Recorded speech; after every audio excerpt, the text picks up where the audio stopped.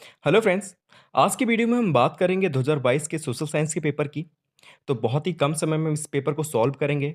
तो बहुत जल्दी-जल्दी देखना स्टार्ट करना, ठीक है? और जो भी अगर आपको क्वेश्चन नहीं आ रहा है तो उसे नोट डाउन कर लेना, ठीक है? ताकि बाद में आपको याद रहे। डेट वगैरह जो होती है उन्हें नोट डाउन कर लेना, ठीक है? तो चलिए देखते हैं। तो जो पहला प्रश्न था बहुविकल्पीय प्रश्नों में, वो था कि बाबर के आक्रमण के समय दिल्ली का शासक था, ठीक है? मतलब जब बाबर आपको पता है कि उसने आक्रमण किया था, उस समय दिल्ली सल्तनत का टाइम चल रहा था, ठीक है? तो उसी का लोदी वंश शासन कर रहा था और लोदी वंश का कौन-सा शासक था जो बाबर के टाइम पे आक्रमण कर रहा था जिससे युद्ध हुआ था पानीपत का 1526 में, ठीक है? तो नाम दिए गए हैं दौलत खान लोदी, सिकंदर लोदी, इब्राहिम लोदी या बहादुर शाह।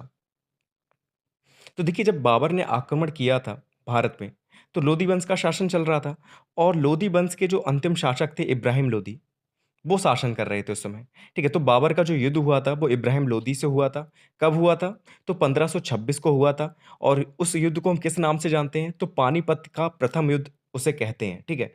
उस युद्ध को हम किस नाम से जानते हैं? तो पानीपत के प्रथम युद्ध के नाम से उसे हम जानते हैं। नेक्स्ट क्वेश्चन है कि हुमायूँनामा की रचयिता कौन है? ठीक है, हुमायूँनामा जो पुस्तक थी वो किसने लिखी थी? हुमायूँ ने लिखी थी, बाबर ने लिखी थी, गुलबदन बेगम ने लिखी थी या फैज़ी ने लिखी थी? देखिए, हुमायूँनामा की अगर हम बात करें, तो इसके रचयिता थे गुलबदन बेगम, ठीक है? गुलबदन बेगम ने लिखी थी हुमायूँनामा, इनकी शायद बहन थी हुमायूँ की, इन्होंने ही लिखी थी हुमायूँनामा। और अगर बाबर की पूछ ली जाए, तो बाबरनामा है, वो बाबर की आत्मकथा है, उसे हम लोग तुझके बाबरी के नाम से भी जानते हैं, ये चीज़ याद रखना, ठीक है? तुर्की भाषा में लिखी गई है तुझके बाबरी और वो किसने लिखी है? तो वो बाबर ने लिखी है और हुमायूँनामा किसने लिखी है? तो गुलबदन बेगम ने लिखी है, जो कि हुमायूँ की बहन थी। तीसरा क्वेश्चन है कि कलिंजर का दुर्ग स्थित है बुंदेलखंड में, झारखंड में, रोहिलखंड में या छत्तीसगढ़ में?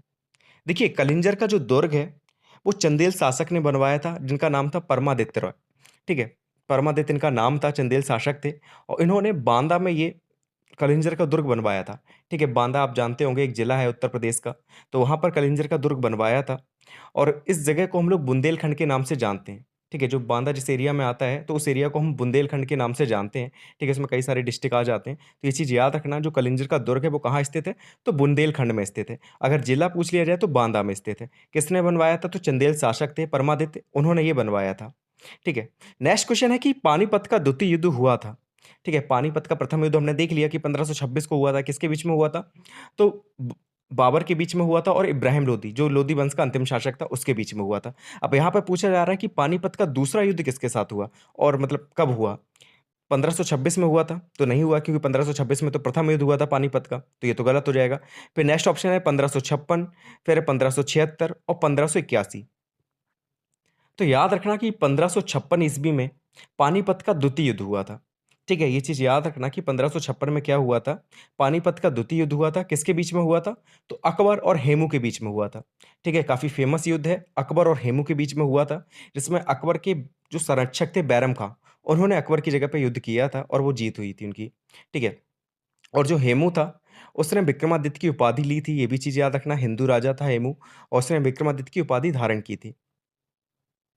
और 1576 में जो युद्ध हुआ था, वो किसके बीच में हुआ था? तो वो महाराणा प्रताप और अकबर के बीच में हुआ था। ये चीज़ भी याद रखना कि 1576 में जो युद्ध हुआ था, वो महाराणा प्रताप और अकबर के बीच में हुआ था।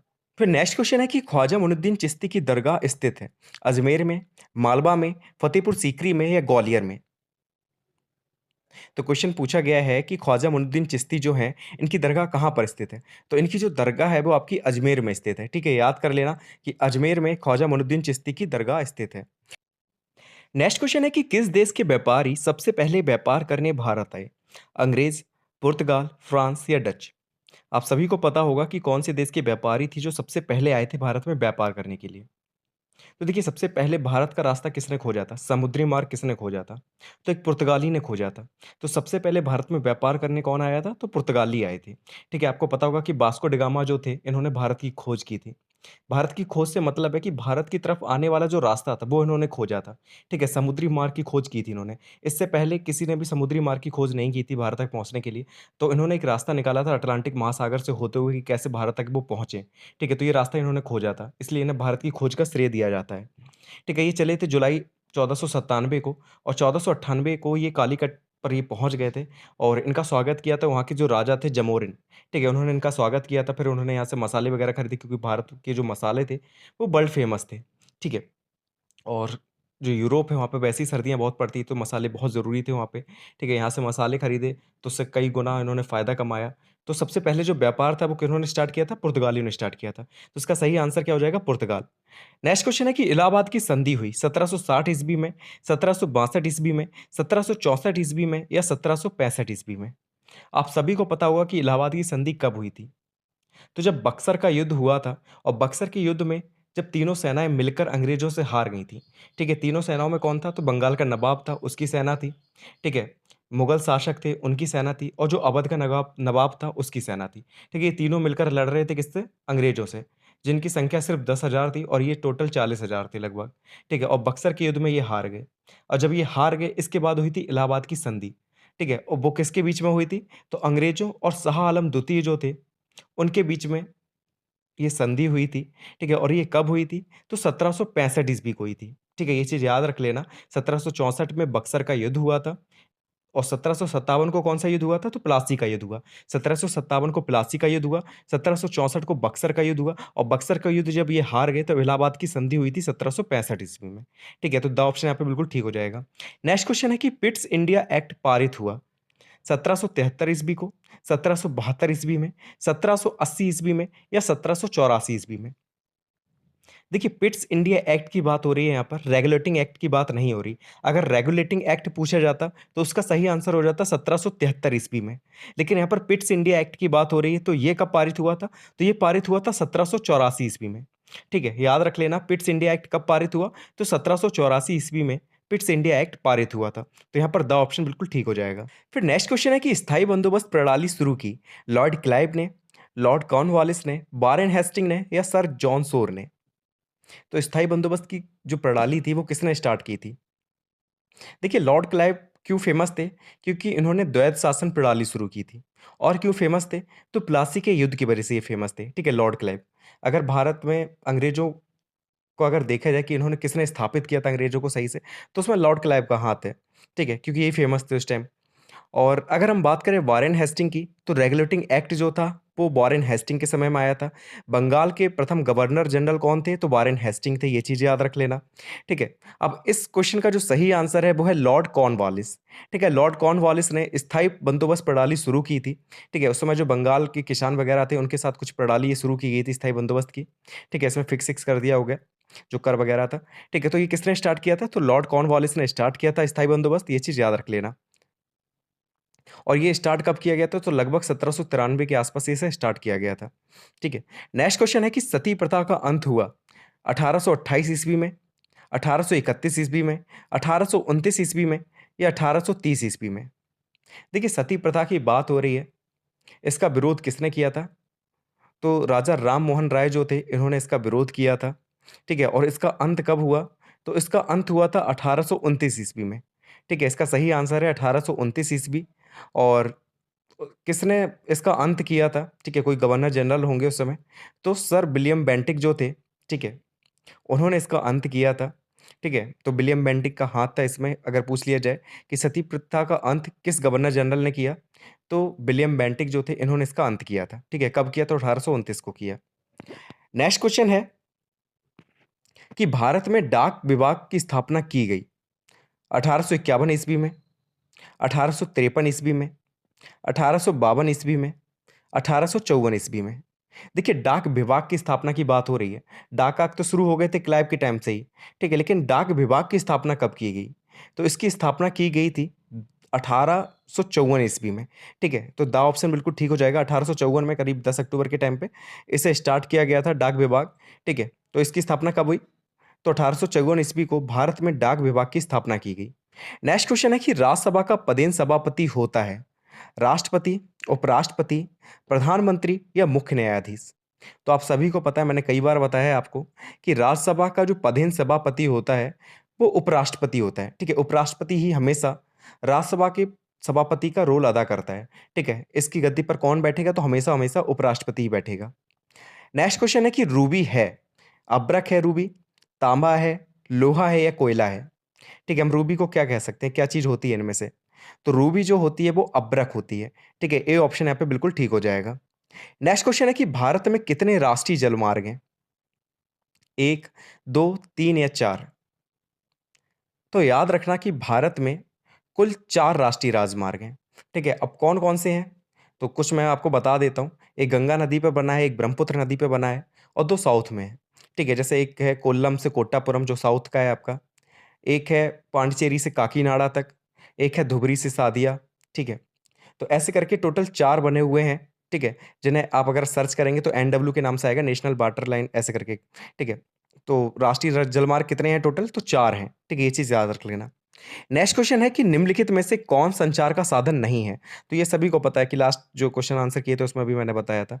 तो हेलीकॉप्टर जो है वो संचार का साधन नहीं है। अब अति लघु उत्तरीय प्रश्नों को देख लेते हैं। तो पहला कि बाबर ने किस नाम से अपनी आत्मकथा लिखी? तो ये आप सभी को पता होगा, मैंने अभी बताया भी था इससे पहले कि बाबर ने तुझके बाबरी नाम से अपनी आत्मकथा लिखी थी, जो कि तुर्की भाषा में लिखी गई थी। ठीक है? उसके बाद फिर इसका अनुवाद किया गया था, जिसमें उसका नाम रख दिया गया था बाबरनामा। ठीक है? लेकिन अगर मूल रूप से देखें तो तुझके बाबरी उसका नाम था और वो बाबर ने लिखी थी। नेक्स्ट क्वेश्चन है कि शेरशाह का मकबरा कहाँ स्थित है? तो शेरशाह का जो मकबरा है वो सासाराम में स्थित है, ठीक है? बिहार में सासाराम जगह है, वहाँ पर शेरशाह का मकबरा स्थित है। नेक्स्ट क्वेश्चन है कि अकबर द्वारा बनवाए 2 किलों के नाम लिखिए। देखिए प्रश्न को अच्छे से पढ़ लेना कि किसके द्वारा बनवाए गए किलों की बात हो रही है यहाँ पर। शाहजहाँ द्वारा बनवाए गए किलों के नाम नहीं पूछे हैं यहाँ पर, अकबर द्वारा बनवाए गए किलों के नाम पूछे हैं। तो देखिए अकबर ने इलाहाबाद का किला बनवाया था, आगरा का किला जो था वो भी अकबर ने बनवाया था और लाहौर का जो किला था वो भी अकबर ने बनवाया था। इसके साथ-साथ जो पंचमहल है, इबादत खाना है फतेहपुर सीकरी में, ठीक है? बुलंद दरवाज़ा है, ये सब किसने बनवाए हैं? अकबर ने बनवाए हैं, ठीक है? नेक्स्ट क्वेश्चन है कि प्लासी का युद्ध किस-किस के बीच में लड़ा गया था? तो प्लासी का युद्ध कब लड़ा गया? तो 1757 को प्लासी का युद्ध लड़ा गया था। किसके-किसके बीच में लड़ा गया? तो रॉबर्ट क्लाइव और बंगाल का नवाब जो था सिराजुद्दौला, इनके बीच में प्लासी का युद्ध लड़ा गया था। नेक्स्ट क्वेश्चन है कि शाहजहाँ द्वारा बनवाई 2 प्रसिद्ध इमारतों के नाम लिखिए। अब यहाँ पर शाहजहाँ द्वारा बनवाई गई इमारतों के नाम पूछे गए हैं, तो आप सभी को पता होंगे कि कौन-कौन सी इमारत जो थी वो शाहजहाँ ने बनवाई थी। तो सबसे पहले वर्ल्ड फेमस ताजमहल की बात करते हैं। ताजमहल जो है वो किसने बनवाया था? शाहजहाँ ने बनवाया था। और जामा मस्जिद जो है दिल्ली की वो किसने बनवाई थी? वो भी शाहजहाँ ने बनवाई थी। और दिल्ली के अगर हम लाल किला की बात करें तो वो किसने बनवाया था? तो वो भी शाहजहाँ ने बनवाया था। और अगर हम बात करें मयूर सिंहासन किसने बनवाया था? तो वो भी शाहजहाँ ने बनवाया था। ठीक है। नेक्स्ट क्वेश्चन देख लेते हैं कि द्वैध शासन व्यवस्था को किस गवर्नर जनरल ने समाप्त किया था? देखिए द्वैध शासन व्यवस्था की अगर हम बात करें तो उसे लागू किसने किया था? मैंने आपको बताया था अभी कि जो रॉबर्ट क्लाइव थे, उन्हें द्वैध शासन का जन्मदाता कहा जाता है। ठीक है, द्वैध शासन व्यवस्था किसने चलाई थी? तो रॉबर्ट क्लाइव ने चलाई थी। और इसे समाप्त किसने किया था? तो बंगाल के प्रथम जो गवर्नर जनरल थे वारेन हेस्टिंग, इन्होंने इसे समाप्त कर दिया था। ठीक है, द्वैध शासन व्यवस्था को किसने समाप्त किया? तो बंगाल के प्रथम गवर्नर जनरल वारेन हेस्टिंग ने इसे समाप्त कर दिया था। नेक्स्ट क्वेश्चन है कि टीपू सुल्तान क्यों पराजित हुआ? कोई 2 कारण बताइए।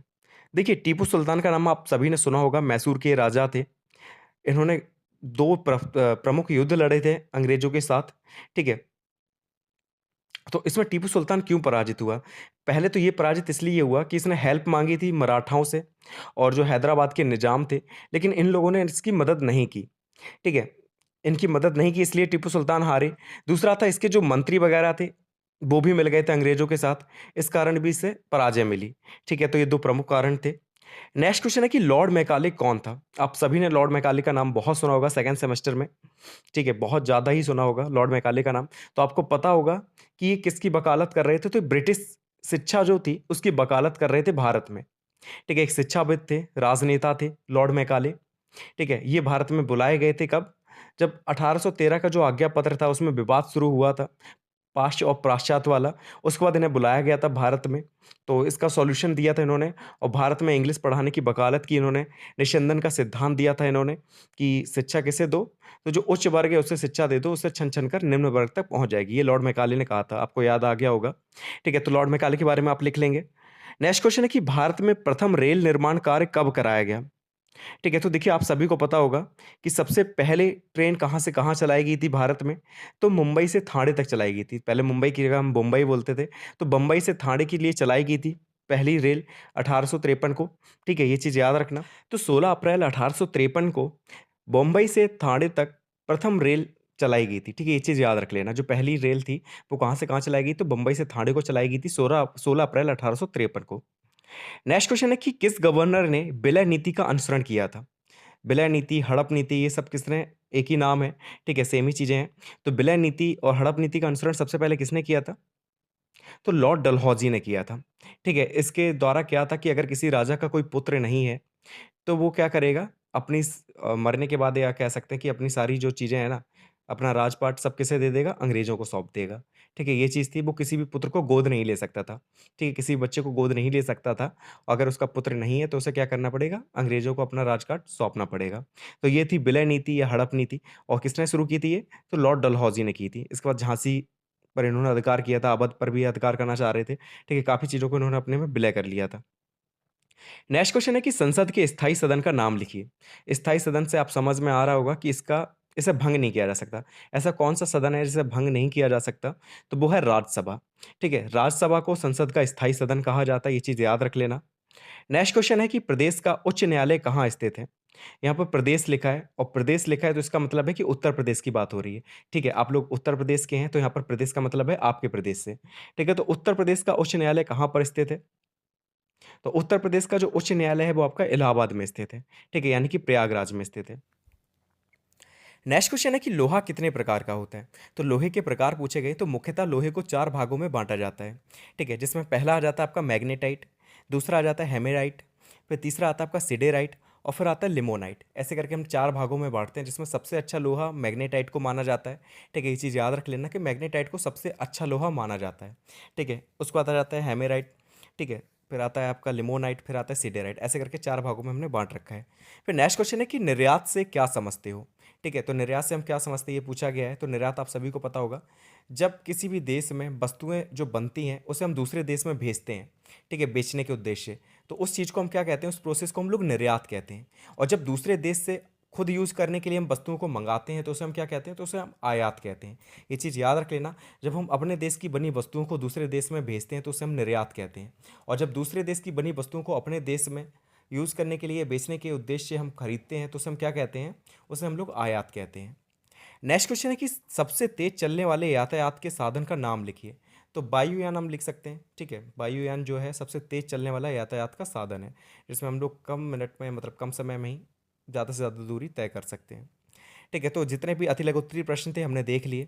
अब लघुत्तरीय प्रश्न जो है मैं आपको दिखा देता हूँ एक बार।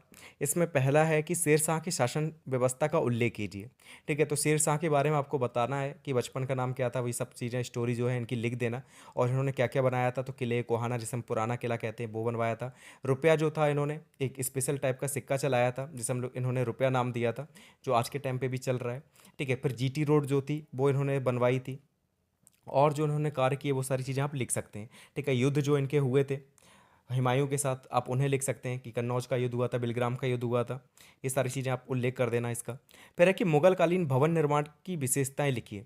ठीक है, तो मुगल कालीन पूछी गई है, मतलब कि जो अकबर ने बनवाए हैं किले, या जो शाहजहाँ ने जो किले वगैरह बनवाए हैं, जो भवन बनवाए हैं, किस तरीके के बनवाए। आपने अगर ताजमहल देखा है या कोई भी ऐसा किला देखा है जो मुगल कालीन है, ठीक है, तो उसके बारे में आप थोड़ा बहुत जानते होंगे, तो उस चीज़ के बारे में आपको लिखना है कि किस तरीके से ये बनवाते थे, संगमरमर का यूज़ करते थे, ठीक है, गुम्मद टाइप के बनवाते थे। ये सारी चीज़ों को आपको उल्लेख करना है, ठीक है, बना बनाकर आप लिख सकते हैं। फिर है कि अष्टप्रधान से आप क्या समझते हैं, तो इसमें आपको किसके बारे में लिखना है, इसमें आपको शिवाजी के बारे में लिखना है। ठीक है, तो वीर शिवाजी के बारे में आपको लिखना है कि अष्टप्रधान कौन थे उनके दरबार में, ठीक है, उनके कार्य क्या थे, ये सारी चीज़ें आप लिख सकते हैं। फिर है कि इलाहाबाद की संधि की मुख्य धाराएं क्या थी। आप सभी को पता है कि इलाहाबाद की संधि हुई थी 1765 में, किसके बाद, तो बक्सर के युद्ध के बाद। तो उसमें अंग्रेज़ों ने किस किस चीज़ पर कब्जा कर लिया, क्या क्या चीज़ उसमें लिखवा ली थी, ठीक है। तो जो दीवानी थी वो इन्होंने ले ली थी, ठीक है, जिसमें कई सारी दीवानी थी, जिसमें बंगाल की आ जाती थी, उड़ीसा की आ जाती थी। अब क्या था कि वहाँ पर वो खुद टैक्स वसूल कर सकते थे, ठीक है, उनके जो भी चीज़ें आती थी उस पर कोई टैक्स नहीं लगता। तो काफ़ी चीज़ें इन्होंने अपने अंडर में ले ली थी। तो उसमें क्या क्या हुआ था और कौन कौन सी चीज़ें इन्होंने ले ली थी, ठीक है, मुगल बादशाह से, तो ये सारी चीज़ें आपको लिखनी है इसमें। फिर नेक्स्ट क्वेश्चन था कि बेले ज़िले की जो सहायक संधि थी उसके उद्देश्य क्या थे। ठीक है, तो जो सहायक संधि है उसके बारे में आपको लिखना है कि जो सहायक संधि चलाई थी, ठीक है, तो वो क्या क्या किन किन चीज़ों से सबसे पहले किसने साथ दिया था, तो निजाम जो थे हैदराबाद के, वो सहायक संधि के साथ जुड़ गए थे इनके साथ। ठीक है, तो इससे क्या क्या इन्हें फ़ायदे थे, ये अपनी सेना उनकी सेना के साथ रख सकते थे। तो ये सारे बहुत सारे फ़ायदे थे, ये सारी चीज़ें आपको लिखनी है। फिर नेक्स्ट क्वेश्चन था कि कॉर्नवालिस द्वारा किए गए सुधारों का उल्लेख लीजिए। तो मैंने सभी जितने भी थे गवर्नर जनरल जो फेमस थे उनके बारे में आपको बताया था। तो इसमें कॉर्नवालिस जो थे इनके बारे में आपको लिखना है, ठीक है। नेक्स्ट क्वेश्चन है कि विलियम बेंटिक द्वारा किए गए सामाजिक सुधारों का उल्लेख कीजिए। तो देखिए लॉर्ड विलियम बेंटिक जो थे काफ़ी फेमस थे, आपको याद होगा मैंने अभी बताया था कि राजा राम मोहन राय ने कहा था कि सती प्रथा का अंत कर दीजिए। तो इन्होंने इस बात में काफ़ी विचार किया और 1829 को सती प्रथा का अंत कर दिया। तो कई सारे कार्य इन्होंने शुरू किए थे। ठीक है, भारत में जो शिक्षा की व्यवस्था थी वो भी सबसे पहले किसने सोचा था इसके बारे में, तो लॉर्ड विलियम बेंटिक ने ही सोचा था। ठीक है, अंग्रेजी शिक्षा को काफ़ी बढ़ावा दिया था इन्होंने। तो ये सारी चीज़ें आप लिख सकते हैं। नेक्स्ट क्वेश्चन था कि फौजदारी और दीवानी मामलों में क्या अंतर है, इसके बारे में आपको लिखना है। तो देखिए एक जो मामले होते हैं वो होते हैं मर्डर से संबंधित, जिसमें सज़ा वगैरह मिलती है, काफ़ी तगड़ी सज़ा मिलती है। और कुछ होते हैं घरेलू मामले, जैसे जैसे कि घर में अगर मारपीट हो जाए या लड़ाई वड़ाई हो जाए तो ये चीज़ें आ जाती हैं, या तलाक वगैरह वाले जो केस होते हैं। तो ऐसे करके इनके बीच में डिफरेंस है। ठीक है, दोनों के बारे में अच्छे से पढ़ लेना। नेक्स्ट क्वेश्चन है कि देश की प्रगति के लिए आयात निर्यात दोनों आवश्यक हैं, क्यों। ठीक है, तो आयात क्यों आवश्यक है, निर्यात क्यों आवश्यक है, इसके बारे में आपको लिखना है। ठीक है, तो निर्यात वो हो गया जो हम अपने देश से दूसरे देश में भेज रहे हैं सामान। आयात वो हो गया जो हम दूसरे देश से मंगा रहे हैं। क्यों ज़रूरी है, इससे क्या होता है कि अगर मान लिया कि कहीं पर मंदी चल रही है और आप उस देश से, अब उस देश के लोग तो नहीं खरीद सकते हैं उससे क्योंकि वहाँ पर मंदी चल रही। अगर आप आयात करते हैं, चीज़ें मंगाते हैं, तो उस देश की जो कंडीशन है वो थोड़ी अच्छी हो जाती है। ठीक है, तो वैसे ही इंडिया पे भी लागू होता है ये चीज़। ये सारी चीज़ें लिख सकते हैं। ठीक है, रोज़गार बढ़ता है और सारी चीज़ें बना बना कर लिख सकते हैं, क्योंकि काफ़ी फ़ायदे रहते हैं जब आप अपनी चीज़ों को दूसरे देश में बेचते हैं। ठीक है, महंगी बेच सकते हैं। फिर है कि 12वीं पंचवर्षीय योजना के प्रमुख प्रावधानों का उल्लेख कीजिए। ठीक है, तो 12वीं पंचवर्षीय योजना के बारे में भी मैंने आपको पढ़ाया था, 11वीं और 12वीं दोनों का उल्लेख किया था। ठीक है, तो 12वीं के बारे में पढ़ लेना। 2012 से 17 तक ये चली थी 12वीं पंचवर्षीय योजना। काफ़ी चीज़ों पर हमने फोकस किया था इसमें। सबसे तेज एवं सतत विकास इसका जो मुख्य लक्ष्य रखा गया था। ठीक है, और रोज़गार के ऊपर हमने सोचा था इसमें से, स्वास्थ्य के ऊपर सोचा था। ठीक है, कृषि के क्षेत्र में रोज़गार देने के लिए सोचा था, काफ़ी चीज़ें थी इसमें। ठीक है, तो इन्हें अच्छे से पढ़ लेना। तो लघुत्तरी प्रश्न इतना ही है। तो पेपर काफ़ी सिंपल था, आप बना बना कर भी इन्हें लिख सकते थे, मतलब कोई भी प्रश्न ऐसा नहीं था जिसके बारे में आप ना लिख पाएँ। ठीक है, तो सिंपल सा है, अच्छे से तैयारी करते रहना। फिर मिलते हैं नेक्स्ट वीडियो में नेक्स्ट पेपर के साथ। Thank you so much for watching this video.